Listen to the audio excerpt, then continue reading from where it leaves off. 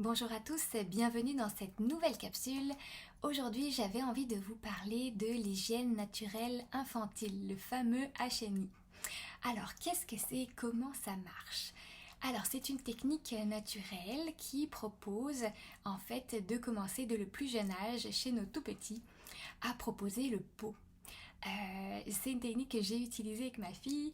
On a commencé à jour 1. Donc quand je l'allaitais, j'avais remarqué que elle faisait ses besoins tout de suite.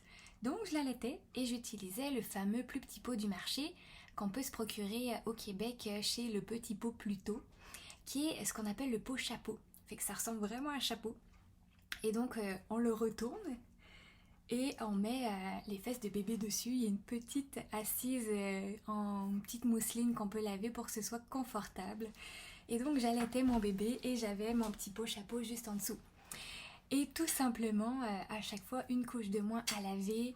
Et en fait, je me suis aperçue que cette technique-là demande beaucoup aux parents, beaucoup d'écoute et d'observation parce que ça va être évidemment à nous de reconnaître le signal que notre enfant a besoin d'aller aux toilettes. Évidemment, le bébé n'est pas du tout habilité à gérer ses sphincters. C'est pour ça que tout le monde utilise des couches.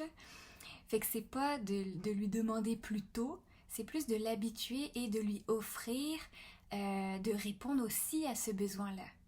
De pas se faire dessus en fait, d'aller au pot. Donc il y a des moments clés qui sont beaucoup plus faciles à attraper. Ça va être au réveil, à la sortie du bain, juste après la sieste, après les repas.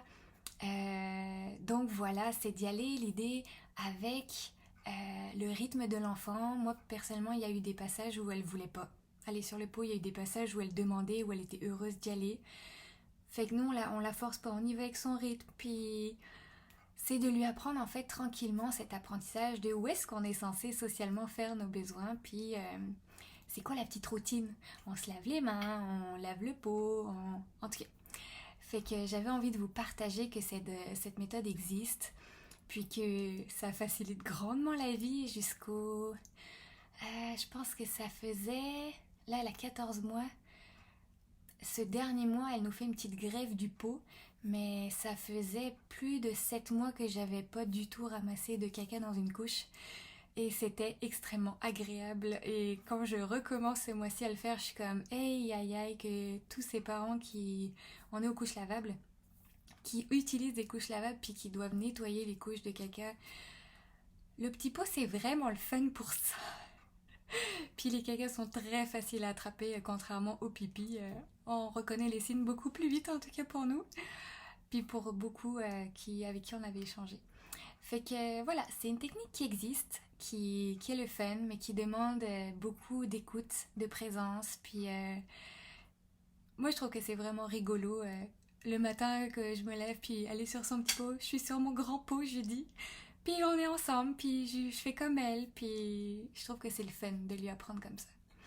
Alors voilà, je vous le partage, puis si ça vous intéresse, il y a toutes les infos, il y a une super belle page Facebook sur le petit pot plus tôt.